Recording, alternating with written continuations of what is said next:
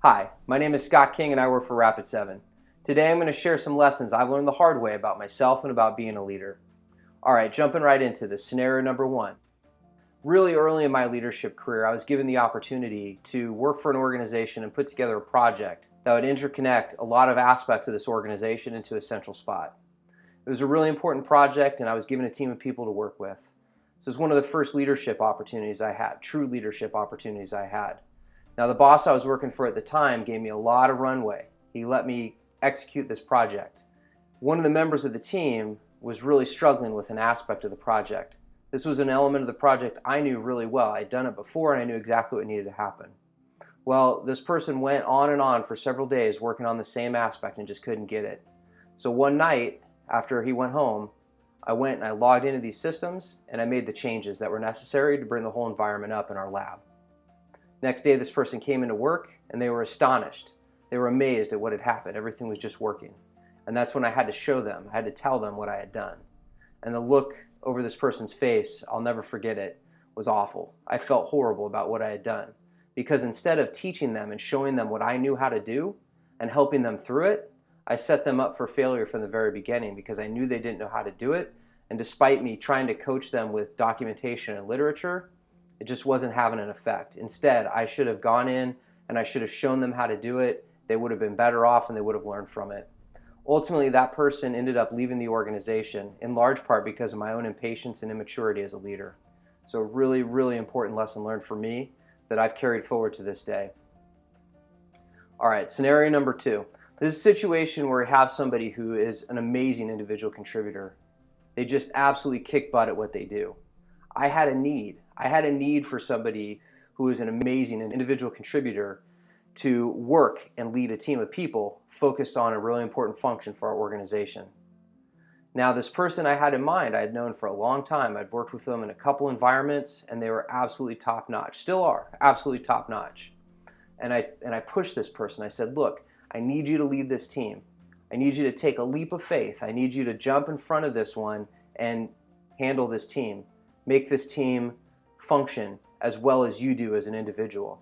The person was really reluctant to do it. Ultimately, they agreed to. And they were doing a great job. They were really putting a lot of effort into it.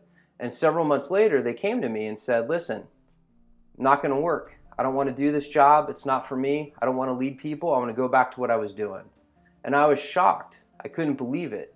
This person had been doing an excellent job and their team liked them, but they didn't want to do it anymore. So fortunately, we were able to put that person back in an individual contributor role. But the lesson that I learned from this is that if someone isn't ready and someone tells you that they're not ready, you need to trust them. You need to respect that and you need to think about solving your problems another way. All right, scenario number three. Again, similar situation with an absolutely outstanding individual contributor. In this case, we had a job opening for a leadership role. This person applied for it. They had demonstrated a lot of the qualities that we were looking for in a leader. They had demonstrated the qualities that we were looking for in somebody to lead this particular team. So they got the job. They went through that job, they had that job, they were kicking butt at this job. They were really doing an excellent job at this. Got down about 6 months, 12 months down the line, person came in and said, look, I just don't want to lead people anymore. I don't want to solve their problems. I don't want their problems to be my problems. I want to go back to being an individual contributor again. Now, fortunately, again, in this situation, we were able to move that person back into a role that they were really going to excel at. But the lesson that I learned from this is sometimes, even though you're so excited to see how somebody wants a leadership position, and they've demonstrated a lot of the qualities that are necessary to be successful in that role, and ultimately would be successful in that role, if you don't challenge them up front as to why that leadership position makes sense for them, why that leadership role will help them in their career and how it plays into their longer career strategy, you're playing with 50-50 odds that you're going to get 6, 12 months down the road and that person's not going to want to do that job anymore and you're going to have to go back to the search. Whereas if you would have spent a little bit more time up front mapping out how a job played into somebody's career path to ensure that it's the right fit for them, you wouldn't have those same problems. All right, last scenario. Now this is a really cool scenario because this person has done exceptionally well.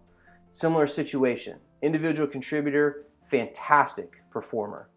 applied for a job, interviewed against other candidates. This person really excelled in the interviews, was given the job. It was a leadership position. They'd had leadership positions before. This person did exceptionally well at the job. They got promoted once, they got promoted twice, and now that person's running the entire organization. It's such a great success story because when you see somebody who wants to lead an organization, who has the aptitude to do it, who has the track record of doing it, and you talk to them about where that leadership position falls within their career track and how it's ultimately going to get them to the point they want to be, you can help them celebrate when they actually achieve those ultimate goals. And this person is doing exceptionally well in their role, and I'm really, really happy that I got a chance to work with that person. All right, so a couple things to take away from this conversation today. First off, if someone balks at the idea of being a leader, don't force them down that path. Second, if somebody applies for a job as a leader, but you know they aren't ready, or that leadership position doesn't coincide with any aspect of the career track they want to go down, really challenge their need, really challenge why that job makes sense for them, and help see whether or not it does before you make that decision. And lastly, don't be like me and make mistakes because of your own impatience and because of behavior that your emotions dictate. Let your emotions stay out of the equation and focus in on the heart of the matter, and that is ensuring that people that you're moving into leadership roles are ready for them, they're emotionally intelligent to drive towards the goals that you need as an organization, and they're going to be successful in the role. All right, thank you all very much for listening. Appreciate your time. Until next time, Scott King, Rapid 7. Thank you much.